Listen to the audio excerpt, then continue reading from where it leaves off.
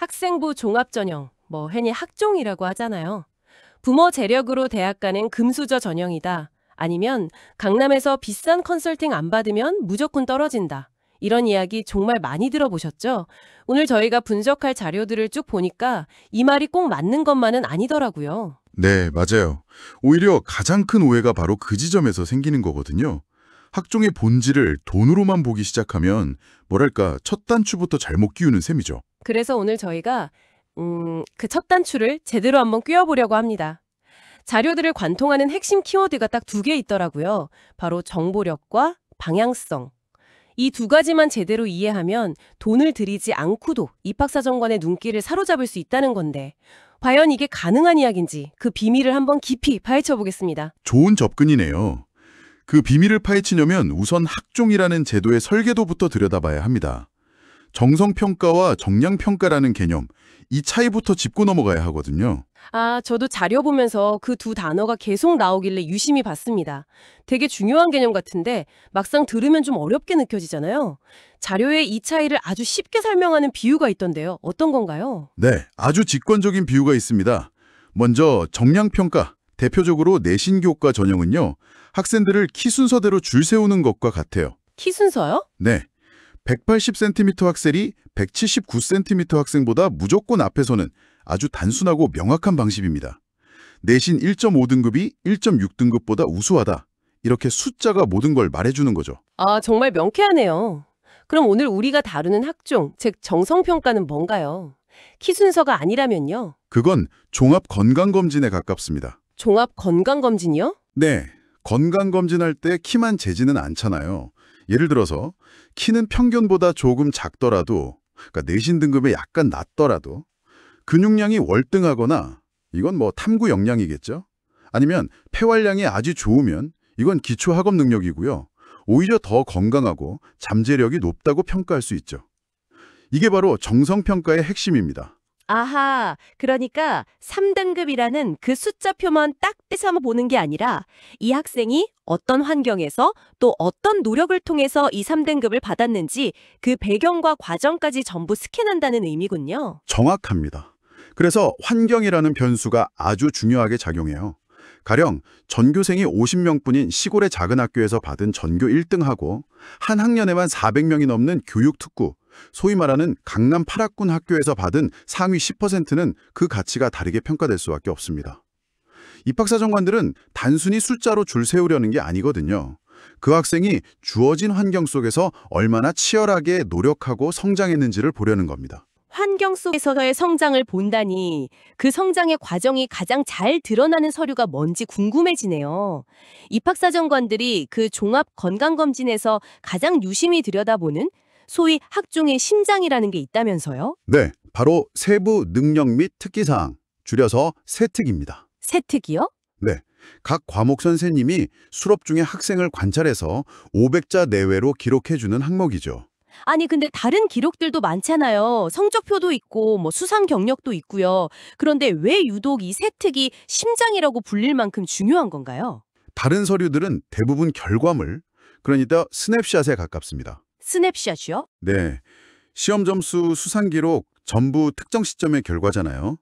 하지만 세특은 유일하게 학생의 과정을 담아내는 동영상 같은 기록이기 때문입니다. 수업 시간에 어떤 질문을 던졌고 어떤 부분에 호기심을 보였는지, 그 호기심을 해결하려고 어떤 노력을 했는지가 생생하게 담기는 유일한 공간인 셈이죠. 그렇다면 대학이 그 500자짜리 동영상에서 가장 보고 싶어하는 장면, 그러니까 골든키는 뭘까요? 그냥 수업 태도 바르고 필기 잘함 이렇게만 쓰여 있으면 되는 건 아닐 텐데요? 아주 예리한 질문이십니다. 자료에 따르면 대학이 가장 의미 없게 평가하는 세특이 바로 그런 종류의 기록이에요. 수업 태도가 바르고 성실함 같은 묘사는 비유하자면 매일 아침 교복 셔츠를 깨끗하게 다려 입는 것과 같습니다. 그냥 기본이다. 그렇죠. 당연히 해야 할 기본이지 그것만으로 학생의 잠재력을 보여줄 수는 없는 거죠. 듣고 보니 제 고등학교 시절이 떠오르네요. 저도 그냥 수업 열심히 들었다 정도로만 기록됐던 것 같은데 요즘 학생들은 정말 한 편의 성장 드라마를 써야 하는군요. 그럼 대학이 진짜 보고 싶어하는 그 드라마의 내용은 뭔가요? 바로 학생의 지적 호기심이 폭발하는 순간입니다. 지적 호기심이요? 네. 단순히 지식을 스펀지처럼 빨아들이는 걸 넘어서 스스로 왜라는 질문을 던지고 그 답을 찾아 나서는 과정, 그걸 보고 싶어 하는 거죠. 자료에 나온 예시를 보니까 확 와닿더라고요. 수업 시간에 A라는 개념을 배웠는데 이건 왜 그럴까 하는 궁금증이 생겨서 스스로 B라는 심화 서적을 찾아 읽었다. 거기서 얻은 아이디어를 발전시켜 C라는 주제의 보고서를 작성해 친구들 앞에서 발표까지 했다. 이런 식의 이야기요. 바로 그겁니다. 그게 바로 성공적인 세특의 전용적인 플롯이에요. 일종의 공식처럼 정리해보자면 수업 중 발견한 동기에서 시작해서 스스로 파고든 심화 탐구 과정, 그리고 보고서나 발표 같은 결과물, 마지막으로 이를 통해 얻은 변화나 깨달음, 이 4단계가 유기적으로 연결된 스토리를 보여줘야 합니다.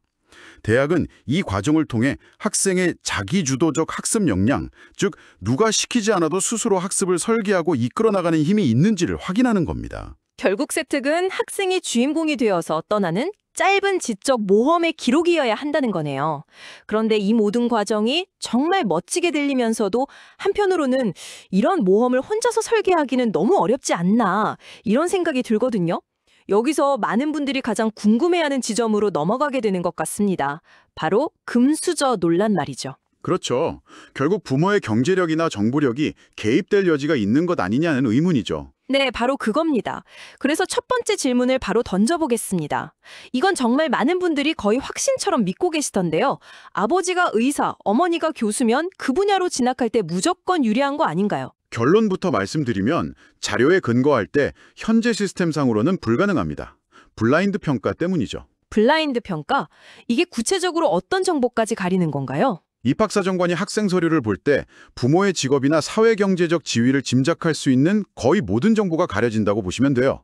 학생 이름하고 수험번호 외에 출신 고등학교 이름, 부모님 성함과 직업, 심지어 거주 지역 정보까지 전부 블라인드 처리됩니다. 서류상으로는 그 학생의 아버지가 대기업 임원인지 평범한 회사원인지 입학사정관은 전혀 알 길이 없는 거죠. 알겠습니다.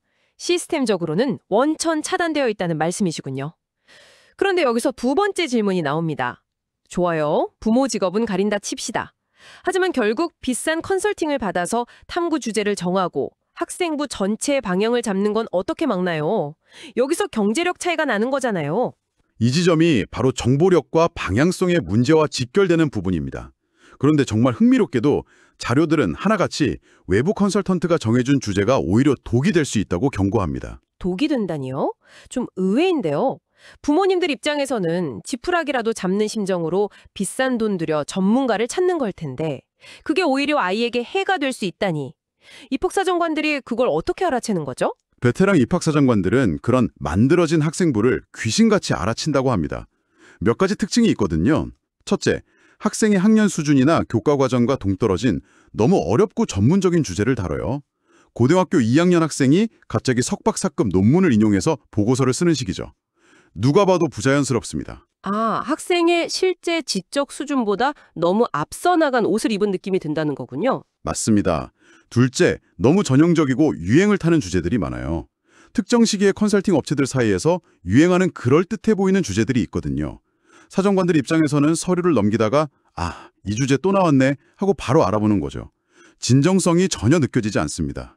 하지만 결정적으로 이런 학생들이 무너지는 곳이 있습니다. 어딘가요? 바로 면접입니다. 아, 면접이요. 네, 서류는 어떻게 꾸며낼 수 있지만 면접관이 그 탐구 내용에 대해 이 보고서를 쓰면서 가장 어려웠던 점이 뭐였나요?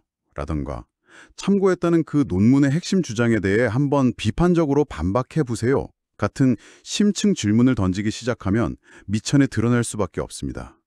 본인이 직접 땀 흘리면서 고민하고 탐구한 게 아니니까요. 결국 자기 것이 아닌 지식은 금방 탄로가 나는군요.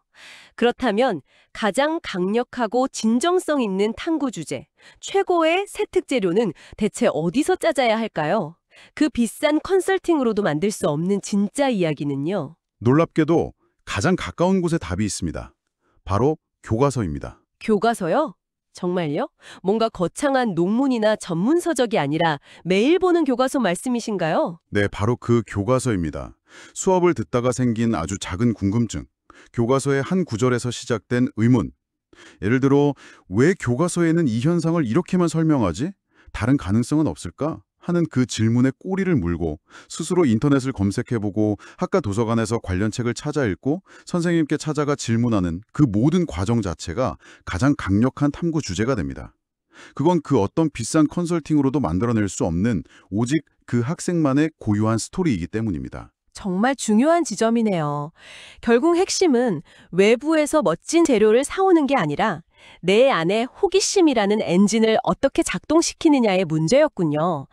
자, 오늘 정말 많은 이야기를 나눴는데 이제 정리를 해봐야 할 것 같습니다. 오늘 분석을 통해 내린 결론을 한 문장으로 압축해 본다면 저는 이렇게 말하고 싶습니다. 학종은 금수저 전형이 아니라 호기심 전형이다. 아, 정말 마음에 와닿는 정의네요. 모든 것을 관통하는 한 문장입니다. 이 말이 청취자분들께는 이런 의미로 다가갈 수 있을 것 같아요. 자녀의 학종 성공을 위해 부모가 해줘야 할 가장 중요한 일은 비싼 학원이나 컨설팅을 예약하는 게 아니라 자녀가 가진 작은 호기심의 불씨를 발견하고 그걸 지켜주는 것이라고요. 그런 쓸데없는 생각 말고 공부나 해! 가 아니라 재미있는 생각인데? 같이 한번 찾아볼까?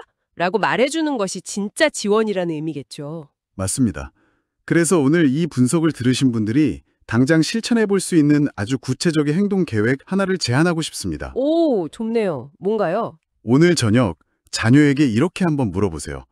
오늘 학교 수업 시간에 뭐가 제일 궁금했니? 아, 오늘 뭐 배웠니가 아니라 뭐가 궁금했니? 라고 묻는 거군요. 질문 하나 바꿨을 뿐인데 뉘앙스가 완전히 다르네요. 그렇습니다. 무엇을 배웠는가는 지식의 수동적 수용을 묻는 질문이지만 무엇이 궁금했는가는 지적 탐구의 시작점을 묻는 질문이거든요. 아이가 과학 시간에 빛의 굴절에 대해 배웠는데 왜 물에 넣은 빨대는 항상 똑같은 각도로 휘어 보이는지 신기했어요. 라고 대답한다면 그게 바로 최고의 탐구 주제, 합격하는 학생부의 첫 페이지가 되는 겁니다.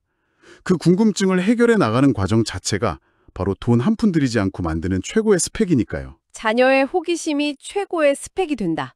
오늘 대화의 완벽한 마무리인 것 같습니다. 꼭 기억해야겠습니다. 자, 그럼 오늘 이야기가 나온 김에 다음 시간 주제도 미리 예고해드리겠습니다. 학종이 자기주도적 탐구 역량을 보는 전형이라면 공부머리는 조금 부족해도 특정 주제에 대해 깊이 파고드는 글쓰기나 논리력이 월등히 뛰어난 학생들이 있거든요. 내신 5등급 학생도 대역전을 이뤄낼 수 있는 기회가 있습니다. 굉장히 흥미로운 주제인데요. 오늘 함께 해주셔서 감사합니다.